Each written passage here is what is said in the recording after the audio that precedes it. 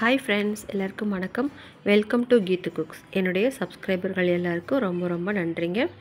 இன்னைக்கு நம்ம ரொம்ப சுவையா, டேஸ்டியா, உள்ள ரொம்ப சாஃப்டாவும் வெளியில கிரன்ச்சியாவும் இருக்க மாதிரி சீஸ் சப்பாத்தி இன்னைக்கு நாம சாப்பிட போறோம். வாங்க ரெசிபிக்குள்ள போலாம். அதுக்கு முன்னாடி என்னோட வீடியோவை நீங்க ஃபர்ஸ்ட் டைம் பார்க்குறீங்கன்னா கண்டிப்பா லைக் பண்ணிக்கோங்க. என்னோட இந்த கீத்து குக்ஸ் சேனலை சப்ஸ்கிரைப் பண்ணி வச்சுக்கோங்க. உங்களுக்கு வீடியோ பிடிச்சிருந்தா கண்டிப்பாக உங்கள் ஃப்ரெண்ட்ஸ் அண்ட் ரிலேட்டிவ்ஸ்க்கு ஷேர் பண்ணுங்கள். வீடியோ ஃபுல்லாக பாருங்கள், எனக்கு ரொம்ப ஹெல்ப்ஃபுல்லாக இருக்கும். கூடவே இருக்க பெல் ஐக்கானில் ஆல் ஆப்ஷனை கிளிக் பண்ணி வச்சுக்கோங்க. உங்களுக்கு என்னோட நோட்டிஃபிகேஷனில் அடுத்தடுத்த வீடியோ நீங்கள் பார்க்கலாம். இந்த ரெசிபி கண்டிப்பாக குழந்தைங்களுக்குலாம் ரொம்ப பிடிக்கும். ஒரு 2 சப்பாத்தி சாப்பிட்டாலே நமக்கு ஃபுல்ஃபில்லாக ஆகிடும். சீஸ் சப்பாத்தி எப்படி செய்யலான்னு இப்போ பார்க்கலாம் வாங்க. எப்பயும் போல் சப்பாத்திக்கு மாவு பிசைஞ்சிட்டு மாவு திரட்டி நம்ம உருட்டி எடுத்துக்கலாம். கொஞ்சம் ஓரளவுக்கு மெலிசாவும் இல்லாமல் மொத்தமாகவும் இல்லாமல் மீடியமாக ஓரளவுக்கு நம்ம உருட்டி எடுத்துக்கலாம். ரொம்பவே தின்னாக போட்டாலுமே தீஞ்சிரும், ரொம்ப திக்காக போட்டாலும் உள்ளே வைக்கிற ஸ்டஃபிங்கோடு சேர்த்து மாவு வேகாமல் போயிடும். அதனால் சப்பாத்திக்கு பதமாக எப்படி நம்ம தேய்ப்போமோ அந்த லெவலுக்கு நம்ம தேய்ச்சிக்கலாம். இப்போ மாவு தேய்ச்சியாச்சு. ஒல்லியாக இருக்கிற குழந்தைங்களுக்குலாம் இது மாதிரி அடிக்கடி செஞ்சு கொடுங்க. சீஸ் ஐட்டம்ஸ் கண்டிப்பாக உடம்பு வைக்கும், ஹெல்த்தியும் கூட. இப்போ நம்ம ஸ்டஃபிங்குள்ளே பொருளை பார்க்கலாம். நான் ஆல்ரெடி உருளைக்கிழங்கு பேபி பொட்டேட்டோன்னு சொல்லுவாங்க. இந்த பேபி பொட்டேட்டோவை வேக வச்சு அதில் ஒரு 10 எடுத்து நான் இப்போது ஸ்மாஷ் பண்ணிக்கிறேன். நல்லா ஸ்மாஷ் பண்ணிக்கலாம். நல்லா ஒரு ஆப்ஜெக்டை வச்சு நல்லா தூளாக ஆக்கிக்கலாம். இதில் நம்ம மசாலா கலக்க போகிறோம். இப்போது ஸ்மாஷ் பண்ணியாச்சு. பேபி பொட்டேட்டோ நார்மலாக ஃப்ரை பண்ணலாம், ரொம்ப டேஸ்டியாக இருக்கும். இப்போது இதில் டொமேட்டோ சாஸ் 1 ஸ்பூன் அளவுக்கு நான் ஆட் பண்ணிக்கிறேன். 1 ஸ்பூன் போதுமானது. நமக்கு டேஸ்ட்டுக்கு தகுந்த மாதிரி நம்ம ஆட் பண்ணிக்கலாம். எனக்கு 1 ஸ்பூன் போதுமானதாக இருந்துச்சு, அதனால் அதோடு நிப்பாட்டிட்டேன். இப்போ பீஸா பேஸ்ட் ஒரு 1/2 டீஸ்பூன் அளவுக்கு ஆட் பண்ணிக்கலாம். ரொம்பவே எல்லாமே போட்டோம்னாலும் ஒவ்வொரு ஃப்ளேவர் நமக்கு தெரியாமல் போயிடும். அதனால் ஓரளவுக்கு கம்மியாக நம்ம ஆட் பண்ணிக்கலாம். இப்போ டொமேட்டோ சாஸ் 1 ஸ்பூன், பீஸா பேஸ்ட் 1/2 டீஸ்பூன், கார்லிக் பேஸ்ட் ஒரு 1/2 டீஸ்பூன் அளவுக்கு சேர்த்துக்கலாம். பச்சை மிளகாவை ஸ்மாஷ் பண்ணியும் போட்டுக்கலாம். அது வாயில் கடிக்கும்போது குழந்தைங்க அவ்வளோவா விருப்பப்பட மாட்டாங்க, அதனால் சாஸாக நான் ஆட் பண்ணிக்கிட்டேன். இப்போ இந்த இன்க்ரீடியனுக்கு தகுந்த மாதிரி ஒரு 1/4 டீஸ்பூன் அளவுக்கு மட்டும் உப்பு சேர்த்துக்கிட்டேன். ரொம்ப சேர்த்தாலும் நமக்கு கரிச்சிடும், டேஸ்ட் மாறி போயிடும். அதனால் 1/4 டீஸ்பூன் அளவுக்கு போதுமானது. அரை உப்பு இருந்தால் கூட நமக்கு டேஸ்ட் கொடுக்கும். இப்போது இதெல்லாம் சேர்த்து நல்லா மிக்ஸ் பண்ணி விட்டுக்கலாம். ஒரு ஸ்பூன் வச்சு நல்லா மிக்ஸ் பண்ணி விட்டுக்கலாம். இந்த உருளைக்கிழங்கு கூட எங்கேயாவது நம்ம திட்டாக இருந்தால் கூட அதையும் கூட நம்ம ஸ்பூன்லேயே நசுக்கி விட்டுக்கலாம். நல்லா பேஸ்ட் மாதிரி ஆயாச்சு. இப்போ டேஸ்ட்டு நல்லா சூப்பராக வரும். இப்போ இந்த பேஸ்ட் ஒரு பக்கம் வச்சுக்கலாம். அதுக்குள்ளே நம்ம கடாயை, நம்ம சப்பாத்தி பொரிக்கிற மாதிரி இருக்கிற கடாய் ஒன்று அடுப்பில் வச்சுக்கலாம். கடாய் சூடானதும் பட்டர் ஆட் பண்ணிக்கலாம். நெய்யோ அல்லது பட்டரோ அல்லது குக்கிங் ஆயிலோ எதுவோ நம்மளோட ஆப்ஷன் தான். நான் பட்டர் ஆட் பண்ணிக்கிறேன். பட்டர் போடும்போது நமக்கு க்ரன்ச்சியாக கிடைக்கும். சப்பாத்தியோட வெளிப்புறம் பார்த்திங்கன்னா சமோசா சாப்பிட்ற அந்த ஃபீல் கிடைக்கும். சமோசா ஃபுல் பாயிலாக நல்லா எண்ணெயில் வேக வச்சு எடுப்பாங்க.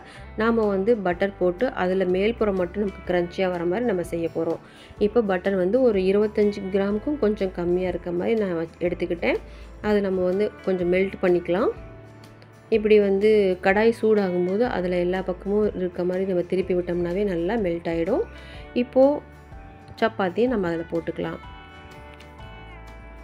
கடாயோட சைஸுக்கு தான் நான் சப்பாத்தி தேய்ச்சிருந்தேன். அந்த ரவுண்டுக்கு தகுந்த மாதிரி நம்ம திருப்பி போடுறதுக்கும் ஏதுவாக இருக்க மாதிரி நான் சப்பாத்தியை தேய்ச்சிக்கிட்டேன். உங்களுக்கு எப்படி தோசை தவாவில் போட்டாலும் சரி, அல்லது இது மாதிரி ஏதாவது தவாவில் வச்சு பண்ணுற மாதிரி எந்த மாதிரி உங்களுக்கு சைஸ் வேணுமோ அப்படி செஞ்சுக்கலாம். இப்போ உள் பக்கம் நம்ம ஒரு ஆயில் க்ரீஸ் பண்ணிக்கலாம். குக்கிங் ஆயில் வச்சு ஒரு தடவை மேலோட்டமாக தடவி விட்டுக்கலாம். இதில் ஒரு 1/2 சைடுக்கு நம்ம உருளைக்கிழங்கு மிக்ஸ் நம்ம 1/2 சைடுக்கு கரெக்டாக வர மாதிரி நம்ம பரப்பி விட்டுக்கலாம். ஃபுல் சைடும் நம்ம பண்ண போகிறதில்ல, இது அப்படியே மடக்கி விட போகிறோம். அதனால் 1/2 சைடுக்கு மட்டும் நம்ம பரப்பி விட்டுக்கலாம். நல்லா ஒரு ஸ்பூன் வச்சு சுட்டுக்காமல் கரெக்டாக நம்ம பரப்பி விட்டுக்கலாம். இதுக்கு மேலே தான் நமக்கு ஸ்டஃபிங்கு வேலையே இருக்குது. சீஸ் தூவி விட்டுக்கலாம். அந்த 1/2 சைடில் ஃபுல்லாக எவ்வளோ சீஸ் வேணுமோ அவ்வளோ நம்ம தூவி விட்டுக்கலாம். துருவியும் சேர்த்துக்கலாம். ஆல்ரெடி நான் துருவின சீஸ் வந்து ரெடிமேடாகவே விற்கிது, அவைலபிளாக நமக்கு மார்க்கெட்டில் கிடைக்கிது. அதையே நம்ம யூஸ் பண்ணிக்கலாம். இப்போ இதுக்கு மேலே வந்து சில்லி ஃப்ளேக்ஸ் வந்து கொஞ்சமாக தூவி விட்டுக்கலாம். அதுக்கும் மேலே கார்லிக் சீசனிங் இருக்குது இல்லையா, பீஸா மேலே போடுவோமே, அது வந்து கொஞ்சமாக தூவி விட்டுக்கலாம். ரொம்பவே சூப்பராக இருக்கும். பீஸா சாப்பிட்ற ஃபீலிங்கே நமக்கு கிடைக்கும். இதுக்கும் மேலே வந்து பெரி பெரி சீசனிங்கும் ஆட் பண்ணிக்கலாம். எல்லாமே நமக்கு மார்க்கெட்டில் கிடைக்குதுங்க. நம்ம வாங்கி வச்சுக்கிட்டோம்னா ரொம்பவே யூஸ்ஃபுல்லாக இருக்கும். அடிக்கடி நம்ம வந்து இந்த மாதிரி டிஃப்ரெண்ட்டாக குழந்தைங்களுக்குலாம் செஞ்சு கொடுக்கலாம். இப்போது இதுக்கு மேலே கொஞ்சம் போல் மல்லித்தழையை நம்ம தூவி விட்டுக்கலாம். அளவாக தூவினா போதும், ரொம்பவே இருந்தாலும் வேறு ஃப்ளேவர் வந்து சேஞ்ச் ஆகிடும். இப்போது நமக்கு வந்து ஹாஃப் சைடு ஆல்ரெடி அடியில் வந்து ஓரளவுக்கு வெந்து வந்திருக்கும். இப்போ மேல் பாகத்தில் கொஞ்சமாக இந்த பக்கம் அப்படியே கவர் பண்ணுற மாதிரி நம்ம மூடி விட்டுக்கலாம்.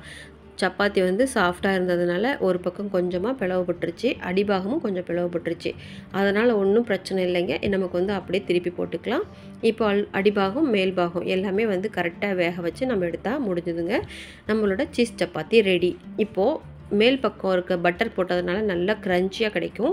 உள்ளே வந்து சீஸ் இருக்கிறதுனால நமக்கு வந்து உள்ளே சாஃப்டாக இருக்கும். ரெண்டுமே 2 in 1 நமக்கு வந்து டேஸ்ட் கிடைக்கும். அதே போல் உப்பு, காரம், புளிப்பு எல்லாமே சீசனிங்கோடு சேர்த்து நமக்கு சூப்பராக பண்ணியாச்சு. குழந்தைங்க இஷ்டப்பட்டு சாப்பிடுவாங்க. இது ஒரு ஸ்நாக்ஸ் மாதிரி கூட எடுத்துக்கலாம். குழந்தைங்களுக்கு ஸ்கூலுக்கு லஞ்ச் பாக்ஸ்க்கு கூட கொடுத்து விடலாம். இல்லை மார்னிங் பிரேக்ஃபாஸ்ட் அல்லது ஈவினிங் டிஃபன் அந்த மாதிரி கொடுக்கலாம். ரொம்ப ஜாலியாக என்ஜாய் பண்ணி சாப்பிடுவாங்க. இது பெரியவங்களுக்கே ரொம்ப நல்லா பிடிக்குங்க. நம்ம வந்து நார்மலாக சமோசாவோ இல்லை வந்து இந்த மாதிரி ஃபாஸ்ட் ஃபுட்டில் வெளியில் வாங்கி நம்ம சாப்பிடும்போது கூட மயோனிஸோ அல்லது சாஸோ வச்சு சாப்பிடுவாங்க. நாமளும் கூட அதை வந்து வீட்டிலே செஞ்சுட்டு நம்ம கொடுக்கலாம். அல்லது கடையில் அவைலபிளாக ஹைஜீனாக கிடைக்கிற இடத்துல நம்ம வாங்கி யூஸ் பண்ணிக்கலாம். இதுக்கு வந்து சைட் டிஷ்ஷாக மயோனிஸும் அண்ட் டொமேட்டோ சாஸும் கெச்சப்பும் வச்சு சாப்பிட்டாச்சு. ரொம்ப சூப்பராக வந்திருக்கு. ரொம்ப டேஸ்டியாகவும் வந்திருக்கு.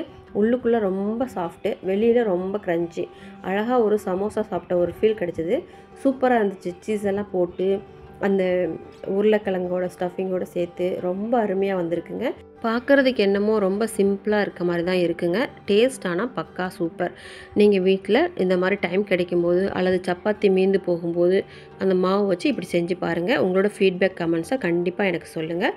இந்த வீடியோ உங்களுக்கு பிடிச்சிருக்குன்னு நான் நம்புகிறேன். என்னோடய வீடியோ உங்களுக்கு பிடிச்சிருந்தால் கண்டிப்பாக லைக் பண்ணிக்கோங்க, சப்ஸ்கிரைப் பண்ணிக்கோங்க. கூடவே இருக்க பெல் ஐக்கானில் ஆல் ஆப்ஷனை கிளிக் பண்ணி வச்சுக்கோங்க ஃப்ரெண்ட்ஸ். நான் உங்களை அடுத்த வீடியோவில் மீட் பண்ணுறேன். தேங்க்ஸ் ஃபார் வாட்சிங் திஸ் வீடியோ.